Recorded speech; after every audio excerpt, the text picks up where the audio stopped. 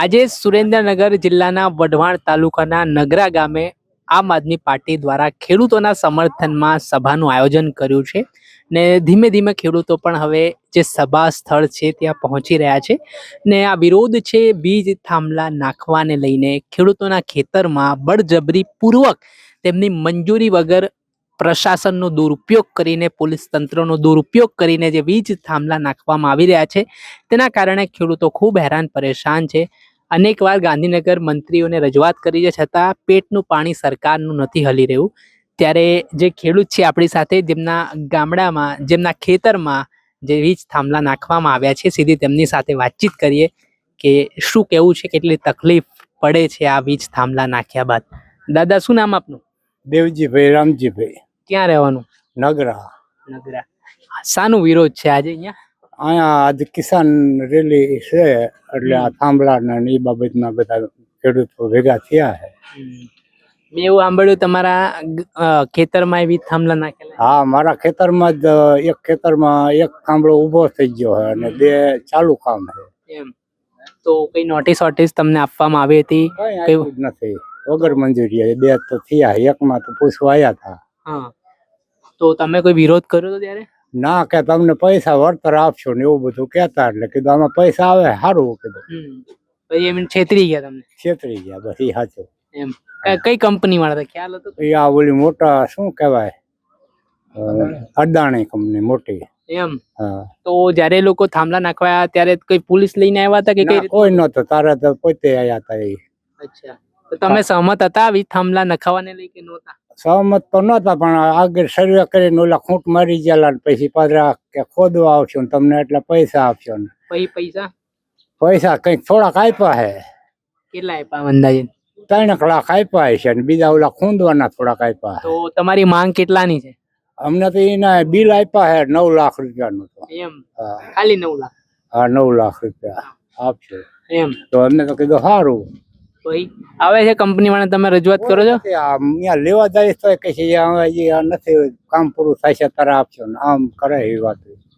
અચ્છા, તો તમે આ મામલે કૃષિ મંત્રીને કે કઈ ગાંધીનગર રજૂઆત કરી કે નહીં? ના, કોઈને ન કર્યું. અહીંયા હું કોણ એકલા ભાર્યું ન હોય. એમ કોઈ આવતું નહીં? ના. કોઈ ખેડૂત નેતા તમે તમારા આગેવાનો એમને કોઈને રજૂઆત કરી? હજી આ પેલા વેલા ગાંધીનગર શું, પણ યાદ કઈ રજૂઆત કર્યાનો ટાઈમ નતો, વીખી ગયું બધું. એમ? તો હવે શું માંગ છે આપડી? હવે તો આ બધું ખેડૂત ઓલું કરે ને કઈક રસ્તો કાઢે તો થાય. ના, થોડા દિવસ પહેલા તે ટ્રેક્ટર રેલી ગાંધીનગર ગઈ હતી એટલે જવાની હતી પણ મંજૂરી નહોતી. અમે હોત ગયા હતા. તમે પોતે હતા ત્યાં? જતા.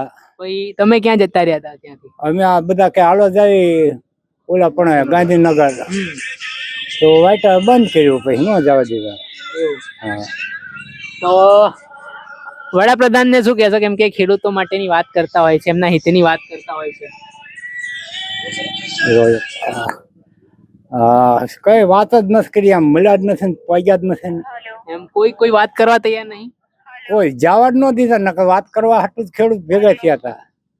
આમ તો એવું કહેવાય છે કે ખેડૂતો સાથે સરકાર સંવેદનશીલ છે, ખેડૂતો માટે વિચારે છે, ખેડૂતોનું રાખે છે. એવું કે પણ કઈ થતું નથી. જમીન પર કઈ નથી? એવું કઈ નથી, તો ખાલી વાતો જ છે, વાયા છે. તો ભાઈ આ પાડા કરી રહ્યા છે, લાગે છે કઈ ફરક પડવાનો? હવે અસ્કર આ બધા આવી રીતે કોણ ને બધા થયું હોય તો કઈક થાય છે એવું હજી વિચાર કરવી, કઈક થાય તો સારું. તો આ ખેડૂતને આપે સાંભળ્યા, જેઓ વિરોધ કરી રહ્યા છે, એમના ખેતરમાં વીજ થાંભલા નાખવામાં આવ્યા છે. આ બીજા એક ખેડૂત અહીંયા આવ્યા છે, ઘણા બધા છે, તેમની સાથે વાતચીત. ક્યાંથી આવ્યા? હું તો બહાર ગામનો જ છું. તો અહીંયા શું કામ? સભામાં આવ્યા?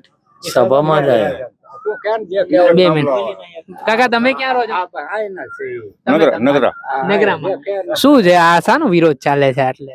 લાઈન નો થાંભલા. એટલે એમાં શું સમસ્યા પડી શકે જો થાંભલા નખાય તો? એમાં શું મુશ્કેલી આવી શકે? ખેતી હરખી ના થાય, જમીન અમારી રોકાય, વળતર પૂરું નથી આપતા. તો કેટલું વળતર આપણે માંગ કેટલાની છે? કરોડ રૂપિયા દેવા પડે. આમાં જમીન કિંમત અત્યારે એવી થઈ જાય. જમીન કેટલી મોંઘી છે? 2 લાખ રૂપિયા સમજાઈ દે. 2 લાખ? મેં એવું સાંભળ્યું દાદાગીરી કરે, પોલીસ ને આગળ ધરીને ખેડૂતોને મારે છે. એવું તમારા ગામમાં જો નથી થયું. અમારી વિરોધ કોઈ પોલીસ વાળા નહીં કરતા. ખેડૂતો નહીં કરતા તો વળતર તો પૂરું આપવું પડે ને. અચ્છા, વળતર પૂરું નથી આપતા એની લડાઈ છે. હમ. તો તમને જેમ કે તમારા ખેતરમાં થાંભલા નાખે, વળતર પૂરું આપે, તમને વાંધો ખરો? તો વાંધો કઈ નહીં, વળતર પૂરું આપે. પછી એમાં કઈક એવી પણ વાત છે કે તમે અમુક ખેતી નથી કરી શકતા થાંભલા નાખ્યા બધી એ વાત હા. સાચી. શોર્ટ ના કરી શકો. અર્થિંગ નો શોર્ટ ને એવું લાગે બધું નીચે નીકળ્યું છે. હા ચોમાસામાં તો વધારે તકલીફ હા, પડે. ભેજ એટલે બધું લાગે. બરાબર. ને સરકાર કાલ કે અમે પૂરો વળતર આપીશું તો તૈયાર છો? હા, તો તૈયાર છે. હમ. થાંભલા કરોડ રૂપિયા પર તૈયાર જ છે. કાંદે બરાબર. ક્યાં તમારી જમીન? તમારે ત્યાં આંકર છે, લઈને આંકર નીકળ્યા સાહેબ. લાઈન નીકળે છે. તો તમારે ત્યાં થાંભલા નાખવાની વાત છે કે નાખી દીધા કે બાકી છે નાખવાના? અમારે ભારનામાં આવે. અમારા ગામમાં 2-3 જણાને અમારે આયા, બાકી બીજે નથી. હાલ જે ખેડૂત છે અહીંયા જેમના ખેતરમાં વીજ થાંભલા નાખવામાં આવ્યા છે તેઓ કહી રહ્યા છે કે વળતર પૂરું આપવામાં આવે તો અમને કોઈ પણ પ્રકારનો વાંધો નથી આ વીજ થાંભલાથી, કે વળતર પૂરું આપવામાં નથી આવી રહ્યું. કરોડો રૂપિયાની એમની જમીનો છે પણ બદલામાં લાખ રૂપિયા ચૂકવવામાં આવી રહ્યા છે. એટલે ખેડૂતોની આંતરડીઓ કકડી રહી છે, ગુસ્સો જોવા મળી રહ્યો છે. ચોમાસા જેવી સિઝનમાં જો ખેડૂતો ત્યાં ખેતી કામ કરવા જાય તો શોર્ટ સર્કિટના કારણે પણ મૃત્યુની શક્યતા અહીંયા વ્યક્ત કરતા હોય છે. ત્યારે ખાનગી કંપનીઓ પોતાનો આર્થિક નફો કેળવવા માટે ઉદ્દેશ્ય સાથે કામ કરતી હોય છે, પણ ખેડૂતોનું કહેવું છે અમારી જે જમીન છે તે તમે ખાનગી કંપનીઓ જે ઉપયોગ માટે લેતી હોય તેના બદલામાં યોગ્ય વળતર ચૂકવવામાં આવે. જોવાનું રહ્યું કે હવે ખેડૂતોની માંગ છે. આ સંવેદનશીલ સરકારના દાવા તો અને બળગાઓ તો ફૂંકાય છે, પણ ખરેખરમાં ખેડૂતોને લઈને કેટલી સંવેદનશીલ છે આ સરકાર તે આવનારા સમયમાં ખબર પડશે. દર્શક મિત્રો, આવા જ વિડીયો જોવા માટે નવજીવન ન્યૂઝ જોતા રહો, લાઈક કરો, શેર કરો. વૈષ્ણવજન તો તેને કહીએ જે પીડ પરાય.